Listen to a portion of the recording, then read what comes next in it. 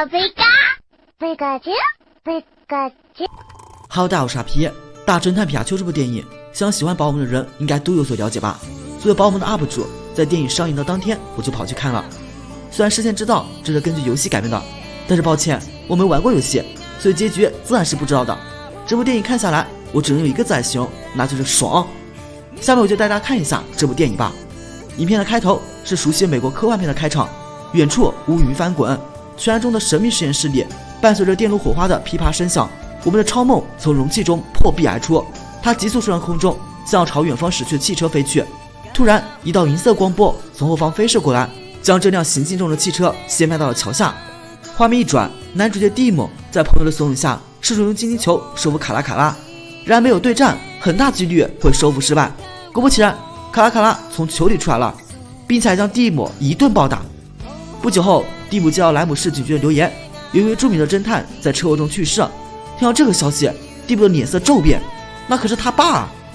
莱姆市，这是一个人类和宝可梦能够近距离和谐共生的地方，没有训练，没有对战，没有精灵球，而这座城市的建立者是克里福德工业的创始人霍华德。当时在电影院看这段的时候，我真的是一个一个在数，看出场哪些真人宝可梦，并摸对比哪个好看，哪个不好看。蒂姆到了莱姆市后直奔警局，居然被告知父亲一直深爱着自己，但蒂姆的表现仍有些平淡。晚上，他前往父亲公寓收拾遗物，正当他打开父亲的邮箱时，一只可达鸭和一名神秘女子进入了他的视线。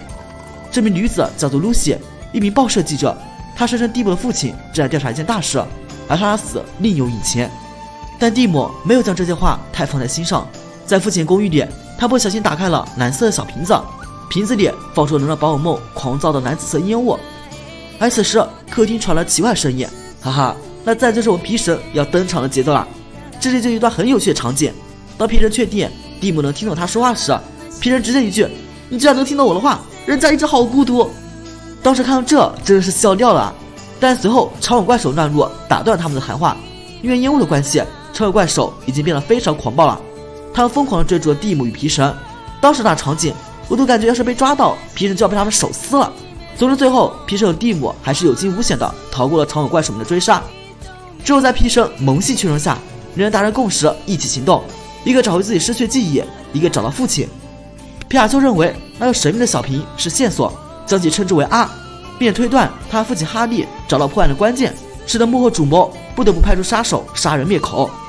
蒂姆决定去见先前见过的记者露西，在露西办公室里，蒂姆见到其他几只一样的 R， 并得知哈利在码头上有一个神秘线人，而线人竟是吸盘木偶。这里是本片的一个笑点所在，蠢萌的吸盘木偶一度让蒂姆感到崩溃。最后通过艰难的肢体沟通，蒂姆才得知阿来自于原屋。顺着这个线索，你要来到一处宝可梦的对战场，在那里他们遇到了哈利的老熟人，一个宝可梦是喷火龙的纹身大叔。没错，老喷在这里就是一个铁憨憨，因为皮人在没失忆前曾经暴打过喷火龙，所以为了报仇，对方提出以皮卡丘再次对战喷火龙为代价换取所知道的泪目。这样对决自然是相当有意思的。而皮神因为已经失忆，不知道怎么发动力量，这动作感觉像是便秘啊。而喷火龙因为吸食阿气体变得非常暴躁，危急时刻蒂姆冲入场内制止了发火的喷火龙，之后大叔身上携带阿意外大量扩散，场面陷入混乱。这里还致敬一下小次郎的进化之脚，皮神说只要踢一下狸王就能进化成暴力龙。没错，果然进化了。而且有趣的是，在暴力龙面前，老喷竟然怂了。之后不久，一直监视蒂姆的人将带到这座城市的建造者霍华德的面前，他告诉蒂姆一个惊人的内幕，那就是哈利所调查案件就是自己委派的，而真正幕后黑手就是自己的儿子，也是露西所在新闻网的老板罗杰。并且他还告诉蒂姆，哈利并没有死。通过办公室的全息影像，蒂姆看到超梦消除皮卡丘记忆和带走哈利的全过程。那么现在就很清楚了，只要找到超梦就能找到自己的父亲。而为了从罗杰身上找到突破口，蒂姆又一次寻求露西的帮助。露西设法查到了与罗杰有密切联系的宝可梦基因研究基地 PCL。 在哈利消失的当晚，那里发生一场事故，基地被迫关闭，两人决心前往基地一探究竟。然而摄像头却记录两人进入基地的身影。在基地里，他们就见到许多被关在笼子里被用来实验的宝可梦，其中就有土台龟。在这里，蒂姆一行人顺利找到劳伦特博士的实验台，然而最惊人的发现，哈利参与了研究超梦的实验。皮神于是猜测，超梦很有可能是因为报仇才带着哈利的。但蒂姆显然不信。而此时因为罗杰远程操控，实验的宝可梦被释放出来，我们的女主露西已经被甲贺忍蛙用舌头绑了起来。没错，忍蛙在这里被当作反派。蒂姆帮露西解围后，遇到了一群甲贺忍蛙的攻击。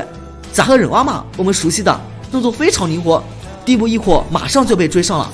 而此时之前的伏笔，可达拉的头越来越疼。熟悉动画的观众应该就知道，我们鸭神在头痛剧烈的情况下就要发出大招了。果不其然，我们鸭神出手就是不一般，一下子就把3只甲贺忍蛙同时震跑。更夸张的是，整个地势都发生了改变，真是不出手则已，一出手即人啊！也正是因为地势的改变，蒂姆一伙惊讶地发现，这里竟然是巨型土袋龟的花园。而在逃跑过程中，皮卡丘被落石砸伤，昏迷不醒。还有此时，一只妙蛙种子路过，心急的蒂姆赶紧寻求他帮助。妙蛙种子也仿佛真的听懂了，带着蒂姆一伙来到一个神秘的山谷。还在这里，竟然见到了超梦。超梦不会是最强宝可梦，一下子就让皮卡丘伤势恢复了。蒂姆则迫切想知道自己的父亲在哪。让超梦想告诉他真相时，赶过来的罗杰已经用高科技仪器将超梦抓住了。这里这个仪器应该就是参考 BW 特别篇《超梦回归》那集反派所用的那个了。因为超梦没有来得及完整告诉蒂姆真相，皮卡丘则误以为是自己背叛了哈利，更害怕还会背叛蒂姆，于是皮神与蒂姆不欢而散。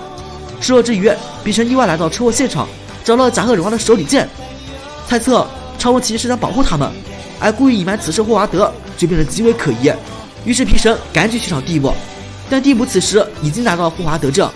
看到蒂姆到来，他直接当着他的面与超梦合体，并告诉了他全部的真相。原来霍华德不满意自己的身体被禁锢在轮椅上，他想借助超梦获得新生，而他还有一个更疯狂的想法，那就将全人类与宝可梦合体。超梦恰恰就拥有把人的灵魂转移到宝可梦身上的神奇力量，但是想达到条件，必须先让宝可梦发狂，而阿世纪就必不可少条件。霍华德便想让哈利研究，却没想到他老是追问，甚至还和皮卡丘一起放跑了超梦。蒂姆虽然知道这些，但为时已晚。当天是宝可梦的游行日，游行上的巨大气球成了装载阿世纪的绝佳容器。